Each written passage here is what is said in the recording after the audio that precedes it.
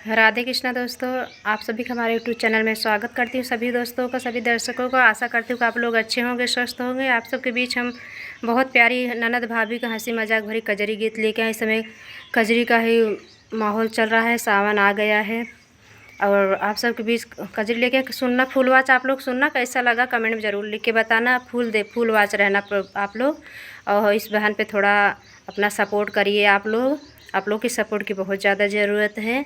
आप जय श्री राधे कृष्णा। कैसे खेलन जाबू सावन में कजरिया, बदरिया घेरे आवै ननदी। कैसे खेलन जाबू सावन में कजरिया, बदरिया घेरे आवै ननदी।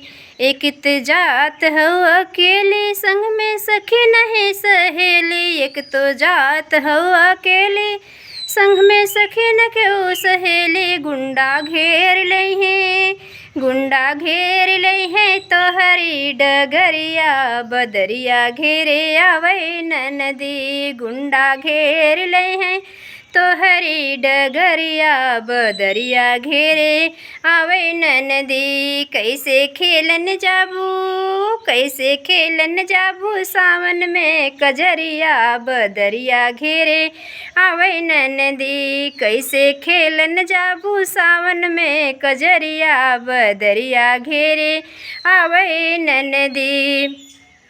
भौजी बोलल वैसे बोली, लागे हमरे करेजे गोली। भौजी बोलल वैसे बोली, लागे हमरे करेजे गोली। काहे पड़ल बाटू, काहे पड़ल बाटू हमारी नगरिया, बदरिया घेरे आवै ननदी। काहे पड़ल बाटू हमारी नगरिया, कजरिया खेलने जाबै भौजी।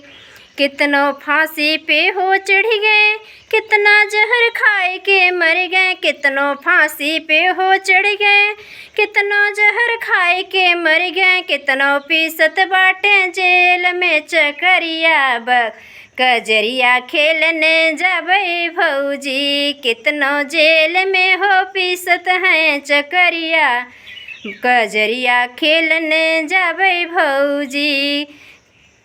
कैसे खेलन जाबू, कैसे खेलन जाबू सावन में कजरिया, बदरिया घेरे आवै ननदी। कैसे खेलन जाबू सावन में कजरिया, बदरिया घेरे आवै ननदी।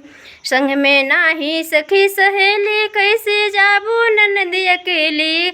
भौजी बोलल वैसे बोले, लागे हमरे करेजे गोली। काहे पड़ल बाटू, काहे पड़ल बाटू हमारी नगरिया, कजरिया खेलन जाबै भौजी। कितनो सूली पे हो चढ़ गए, कितनो जहर खाए के मर गए। कितनो फांसी पे हो चढ़ गए, कितनो जहर खाए के मर गए। कितनो पीसत बाटे, कितनो पीसत बाटे जेल में चकरिया, कजरिया खेलन जाबै भौजी। कितनो पीसत बाटे जेल में चकरिया, कजरिया खेलन जाबै भौजी। धन्यवाद। कैसा लगा फुल वॉच रहना, कमेंट करके ज़रूर बताना कि आप लोग कजरी गीत कैसी लगी।